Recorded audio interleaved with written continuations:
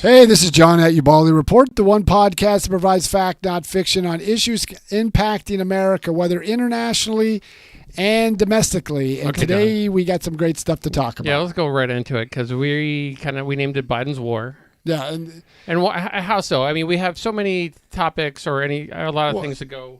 The reason I think it was a unique way to do it because there's a lot of issues going on. There's the budget. There's the impact of Title 42 going away as it relates to immigration on the U.S. southern border. Mm-hmm. You have crime. There's just a slew of issues out there, and it seems like everything is converging all at once. And it just seems like the White House and this administration, especially President Biden, it seems like they're behind. They're always reacting to events instead of being more proactive. Why don't we go with something that that's really bothering you before we go into the other stuff? Is that Hunter Biden went to court and there was a lot of stuff considering the family. Yeah, one of the big thing is he went to court in Arkansas, and the judge down there told both sides, his ex. The baby mama. His ex that he had an affair with that resulted in a child. Yeah. So both sides were having their lawyers in person without them being there, and the judge said, no, both of you need to be here. Okay. So he gets there, and then the whole crux of it, Hunter Biden is trying to reduce his child support payment to the mother for the child. Mm-hmm. And in this course, he's flying around with the president. They went to Ireland being this rock star. And even before that, he had to be compelled by the courts to take a paternity test to define if this child is his. Well, this child is his. Yeah. That's been decided. Well, now he's trying to limit his child support payments because he says he's not doing too well financially. But he's traveling all the way around with President Biden, his father. He's all over with all the stuff on his laptops. And this is what a constitutional scholar said, Jonathan Turley had mentioned, that he says that first the laptop's not his, and the judge threw that out. It's like, wait a minute, we're not throwing that. But then he's like, everything on the laptop indicates that he's making all this money. Mm-hmm. Right, he's making $50,000. He was making $50,000 a month. But right? the point is, I thought it was $80,000. For whatever Burisma, the amount right? is, it's an unseemly a lot of money. Yeah. But what Jonathan Turley said, who was a constitutional scholar from George Washington University, it was a mistake to do that because now the judge wants to see all that to decide how much money the mother should get or not get for child support payment. See everything on the laptop, kind of. Everything on the laptop. So that means he could probably get more information out than anything that can come out of the committees that the Republicans are investigating. Mm-hmm. But to me, the most despicable thing is whatever we complain about Joe Biden on immigration and the budget and everything, to me, this goes to the character issue. I got it, whatever people think of President Biden, but on this one case, Hunter Biden had an affair with an exotic dancer or stripper. Mm-hmm. This was somebody who was trying to take classes at George Washington University, which is very expensive. Yeah. She has an affair or had a relationship with Hunter Biden. A child resulted from that. Mm-hmm. To this day, that child is 4 years old. And to this day, President Biden has never acknowledged that child. Now, when he was in the Rose Garden, he had a bunch of kids, I think a couple days ago, and they were asking him a bunch of questions. And he says, I talk to all my 6 grandchildren almost every day. Okay, I want to chime in here for a second. Maybe you kind of go a different route. Why aren't they talking to Jill? I mean, the mother... Well, actually, is Jill the mother, Hunter? No. Okay. Jill is Joe Biden's All right, wife. so then, she really doesn't. But the point is, why not that angle? Why not go? Hey, Jill, what about the 6th grandkid? Well, the 7th one. The 7th one. That's the point, because in the last 2 Christmases, they show the White House and the Christmas at the Biden's family home. That Jill decorates, yes. Yeah. They see 6 stockings for all the 6 grandchildren. Don't forget the dog. They see the stocking for the dog and the cat, but nothing for that daughter. Mm-hmm. And Joe Biden, to this day, doesn't even acknowledge he has a 7th grandchild. Mm-hmm. And now Hunter Biden is trying to get the court to ensure that that child doesn't take his name. Now, this is a 4-year-old little girl. So going back just a second, is this little girl the young? Would she be considered the youngest granddaughter? Or is there anybody young? No. Oh, I think there's one more that's younger. Okay, I think she would be one. She's either the youngest or the second youngest grandchild. I was just going to blame his senileness for maybe he doesn't know he has a 6th granddaughter or 7th granddaughter. Okay, if that's the case, that means Hunter Biden never told him. In the second case, why have? But this has been in the news for a while. Apparently, Joe Biden. Hold on. Apparently, Joe Biden does not listen to the news because if he did, he'd be more concerned about getting our gas prices down than. But Jill Biden does. She would know, and it just shows the depravity. Why hasn't the media asked that question? Mm-hmm. And then also, why hasn't the media covered it? Now think about this: how would the media coverage would have been if Don Jr. or Jared Kushner would have fathered a child with an exotic dancer, a child resulted from that, went to court to ensure that child doesn't take his name, doesn't pay child support, and the president, then President Donald Trump, refused to even acknowledge that child as his granddaughter or his son's child. We would have heard 100 questions, and the media would have been all over that. How would the media would have reacted? It would be field day. It would be Me Too movement 2.0. Okay, but now beyond that, now we're seeing, which is really kind of getting there, is we all heard about the laptop when it was dropped right before the election. They said it was Russian disinformation. Well, there was a testimony by a former acting CIA director, Mike Morrell. He was CIA director or acting twice. Once when Leon Panetta was moved from CIA to be the defense secretary, and the second time is when General David Petraeus resigned because of sexual misconduct. So he was the acting director. Well, he had said that Anthony Blinken, who was a senior advisor to foreign policy advisor to Joe Biden, Anthony Blinken had him put together this letter that gathered up 51 CIA and intelligence leaders to say that the laptop was Russian disinformation.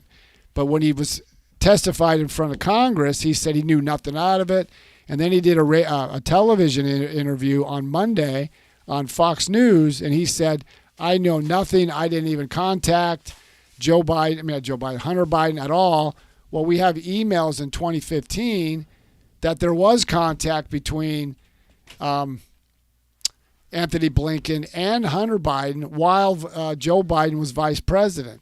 So things are starting to show that there is mountains of evidence regarding that Joe Biden did know about these business dealings. And now there was a report that came out today. The new whistleblowers are saying that the DOJ and the FBI have unclassified documentation that says that Joe Biden did know about all this stuff, and there was some type of quid pro quo.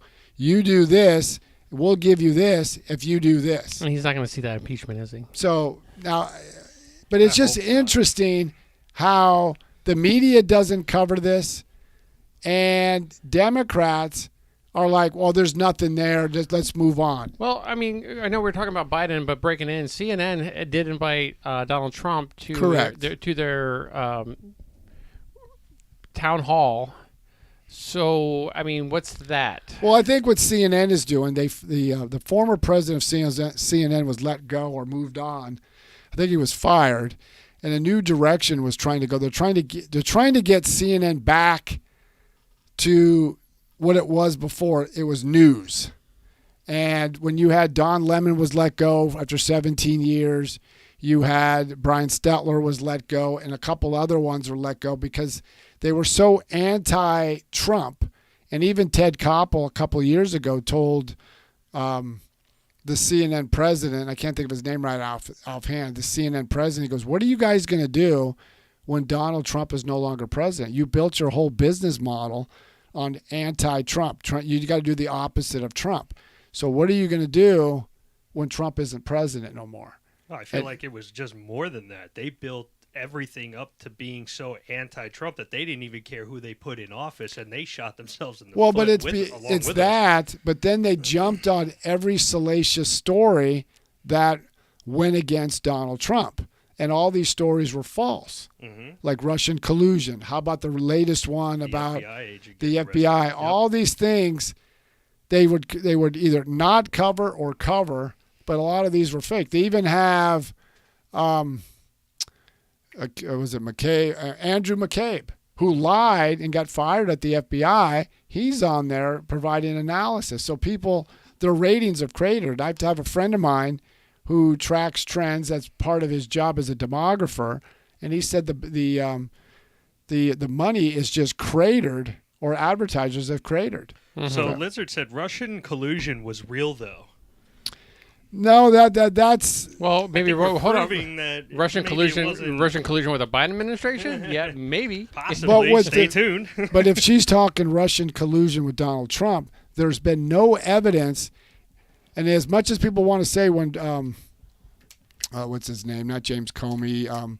Robert Mueller did his investigation. They found no evidence of any Russian collusion between directly or indirectly that anybody knew about it or participated between Russia and the Trump administration. Maybe you should address Lizard the Lizard. Okay. Is that her name? Yes. Lizard the Lizard. Okay, Lizard. Maybe you should ask Lizard the Lizard to maybe put a link in there of where he did collude. But I've read the whole Russian collusion document that was presented to Congress. There was no evidence. And Robert Mueller, even when he gave his open testimony, said there was no evidence that said anybody knowingly or unknowingly colluded with Russia to throw the election. Yeah. And it's just, but that image keeps getting permeated around. And even Alexander Solzhenitsyn, the famous Russian dissident, who said in 1978, when the media pushes a story that's false, you say it enough times, people will tend to believe it. And I think people believe it now, and it's not true. It's downright false. So going back to like Biden, we're also kind of facing a really, we're on the verge of an economic crisis with the debt ceiling. With the debt ceiling. And then they're going to do that in the 11th hour, don't they? They always do that. Usually do, but see, here's the problem. This will just explain this. The debt ceiling is the nation's credit. Yeah. It's basically you have a Visa card, you max out, then you go to the Visa and say, can you extend my credit so I can spend more? So, John, why don't I know you're kind of in a little bit of finance kind of situation. Why don't you ask your credit card to give you more credit? Oh yeah, they're gonna just here you go, John, take more money. But it could work for you if it works for them, right? Now what the Republicans did in the House, they always thought they were fractured, they never come together. Well, they did. They raised the debt ceiling. They also cut spending, took some of the money that was unspent COVID, bring it back, cap spending at a certain amount, and over a 10-year period. Mm-hmm. Now it's a start, but they passed their own version, and they took their bill, came out of the House. Every Republican voted for it. No Democrats joined on. And they passed it with only, I think, 2 Republicans said no. Well, they kicked it over the Senate. Well, President Biden and Chuck Schumer said there's no negotiation. We just want a clean debt ceiling, just raise the debt ceiling.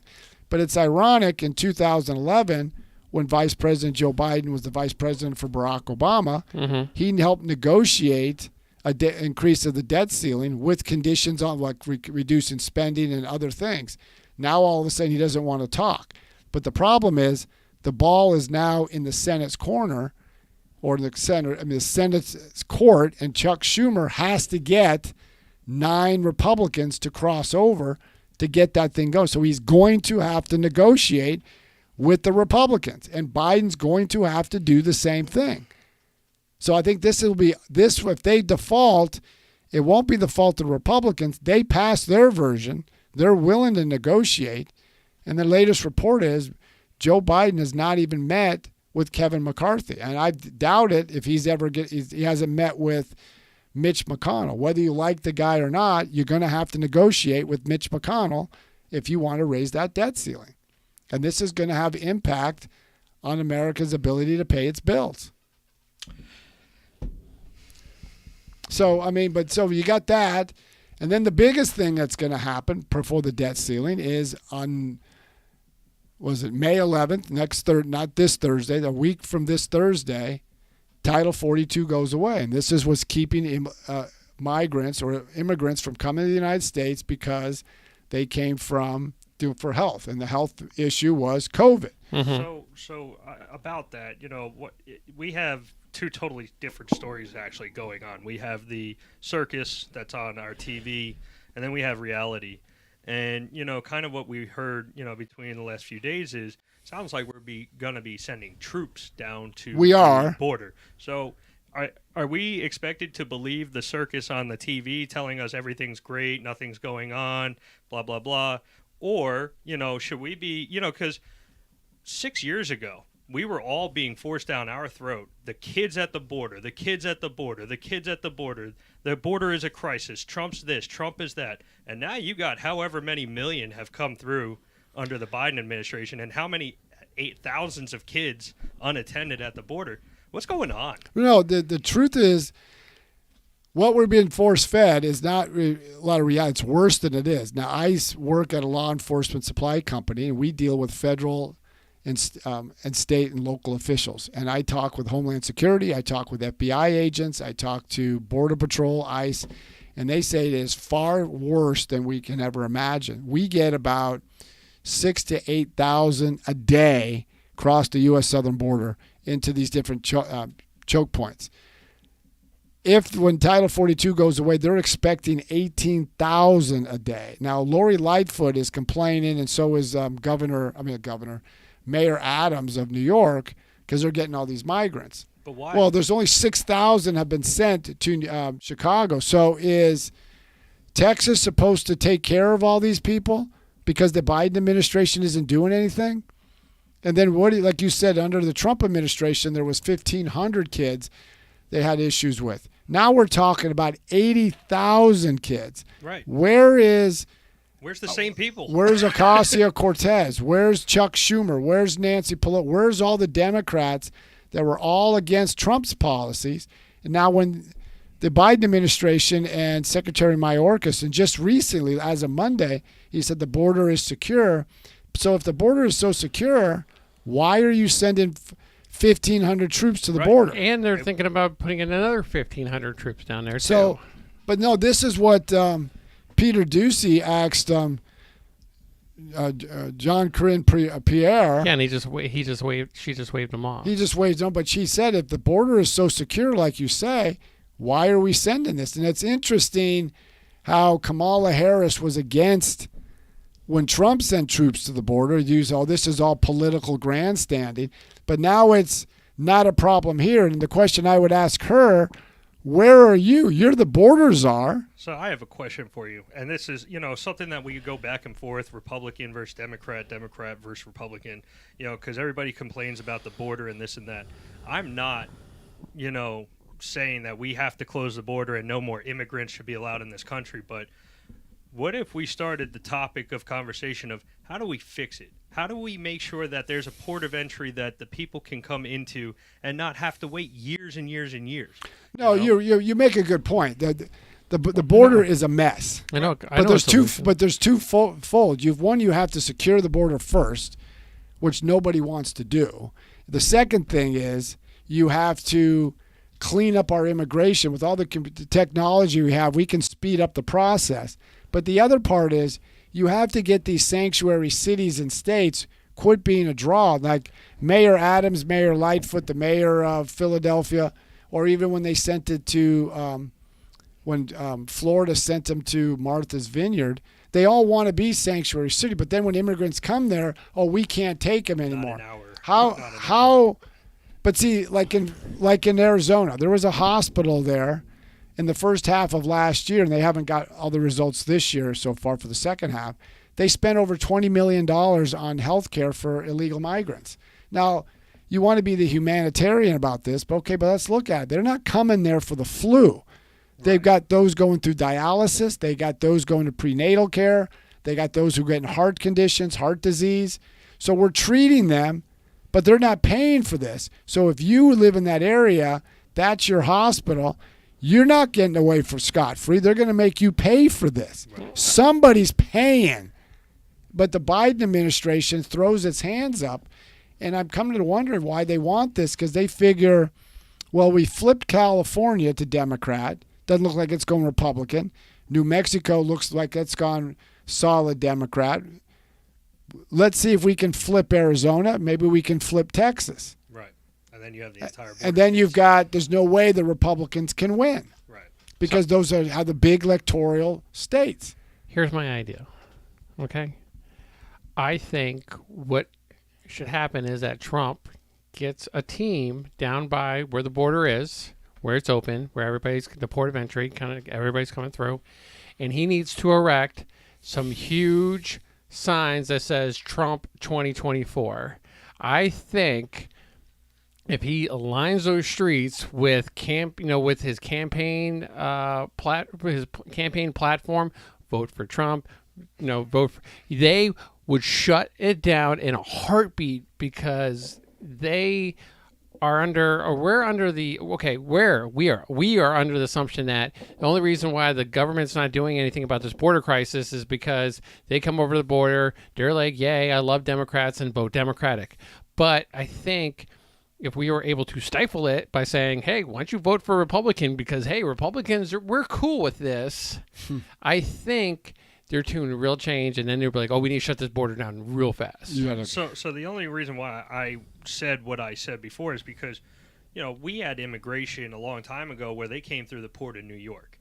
And, if you remember in the history book, history is very important, people would get turned back just for having a cough or a regular cold and stuff like that. So, the part of the reason why I asked these questions is, 100 years ago, it wasn't easy to get in this country, and now we're getting it to the point where you can just come across the border, and you don't have a Social Security, you don't pay taxes, you don't do anything.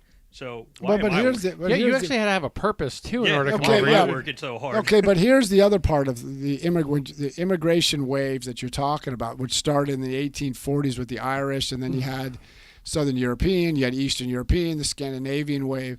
And even my father, who was an immigrant, he came to America in 1947. My dad only had a 5th grade education. Yep. He came to America. Most of America had the same educational background as my dad. So he worked in construction, or you can work in manufacturing, make a good living, raise a family, buy a home, and do that. Today, we're in such a we got the most modern economy in the world. These immigrants are coming over here, have very little skills, very little education. What type of jobs are they getting?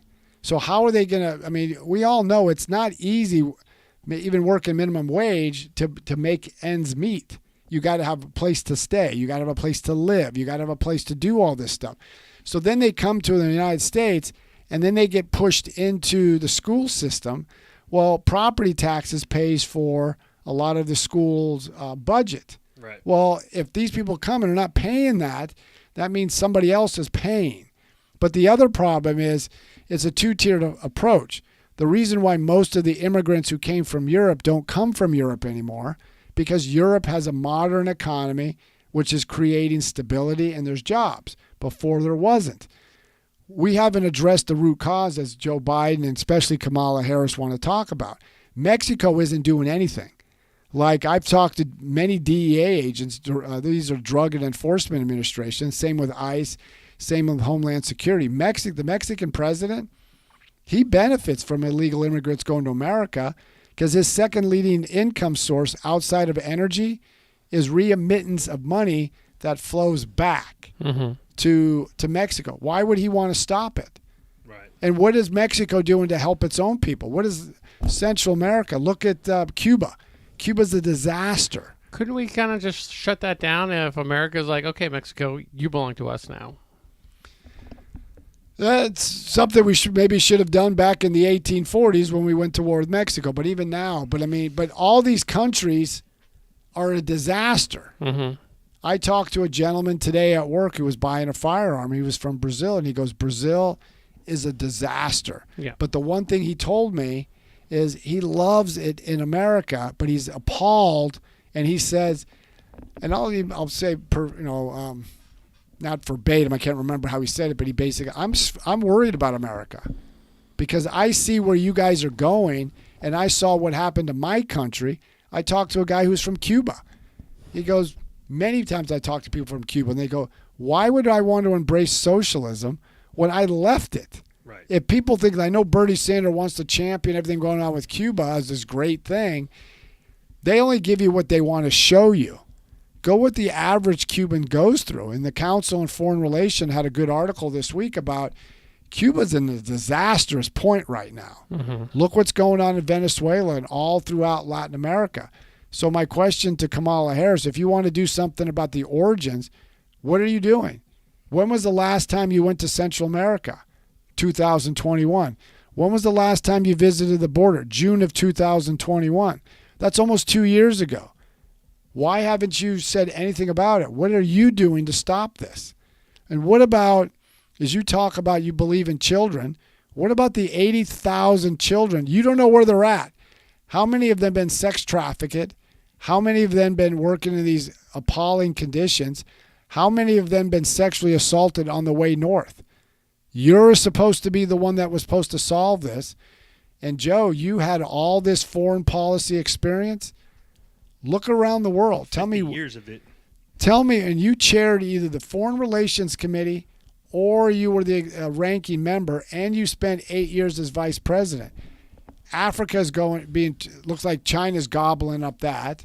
You've got problems in the Middle East. We're got potential war with China over Taiwan, which our military is not ready for. And financially, we got a war in Ukraine that you said is causing inflation and gas prices to rise. So what are you doing to fix it? What are you doing to end it? No, John. I mean, he's more concerned about making sure the LGBTQ and transgenders get the proper treatment. Okay, but look at the we. Not that there's anything wrong with that. No, but we that's joked about it. We joked about it tonight before this podcast. The Navy is doing a recruitment video to encourage Gen Z to join the Navy using a transgender sailor. Yeah, listen to All American Gunslingers on Friday so Ray and I can get really into that. What the heck is that?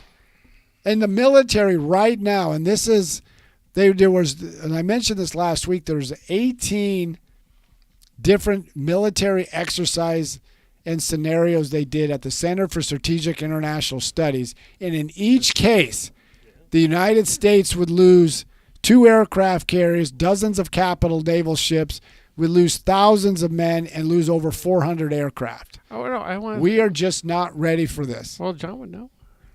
Fire away. What you got? So Brenda Jacob said, DeSantis banned the Diary of Anne Frank in Florida. He just went to Israel and the Muslim wall. No. That's the Wailing Wall. The Wailing Wall. Okay. That's Wailing Wall, and I don't think he banned the Diary. I don't know. And that tells us all we need to know about Brenda about banning the Diary of Anne Frank. The only book that was banned or removed in the libraries was anything that was sexually explicit to young children in elementary school. None of these books were banned, except those books that had sexually explicit nature to it. Now, banning the Diary of Anne Frank, no, I don't think that's accurate. I mean, I'll do more research to find out, but no, that wasn't banned. I would have heard about that one. I think everybody would have heard about that one. I think I would have been more understanding if it came from a socialist who would want. Well, because I read the Diary of Anne Frank, if I remember right, was in high school. Yeah. Mm-hmm. I think what Governor DeSantis is doing is just preventing or making sure there's age-appropriate books in elementary school. Now, Joe, you've got children in elementary school, and I think your oldest is going in middle school. Yeah, my oldest is teaching middle school. Yeah, my second he's going to be in 7th. Yeah, but okay, so. Would you feel comfortable like your daughter who's in elementary school reading? So that's all he's saying is. Well, I'm comfortable through reading. I know what you were going to say, and I'm like, no. Yeah, but that's the point that we're getting at is to read age-appropriate material, not to read sexually explicit material or teach sexually explicit material to children. That's what the whole family bill that had passed became the Don't Say Gay bill. It had nothing to do with that. Right. It just said you're not teaching this from kindergarten to this age group. I don't see why anybody have a problem with that, considering Americans have a hard time reading now, where 1 in 3 kids can't read at a grade level. Mm-hmm. Actually, if you're okay with that, I question you as a parent. And it's just things like that. So yeah. But you got all these issues. But this was supposed to be the most experienced administration, and look what we got from economics. Oh, inflation is just going to be temporary. Who would have thought spending a gazillion dollars or trillions of dollars and have put all this money out in the economy when you didn't have the goods to back it up? So it's so much money chasing or demand chasing few goods. That means inflation goes up. Apparently, Brenda Jacobs is an idiot. What did she say? What did she say again? Because I think she's about why he's in Israel. His state's flooded. He passed a law for. Okay, say that again. He said Brenda Jacobs said, why is he in Israel? His state is flooded. He just passed law. Americans cannot see his travels. Fact. No, every governor does travel around different parts of the country. I mean, different parts of the She's a world. winner. So, it's I think we not saw her at the accurate. beach today. The flooding, this was happened while he was gone. Oh, I have questions for you, Mr. Marks. So, no.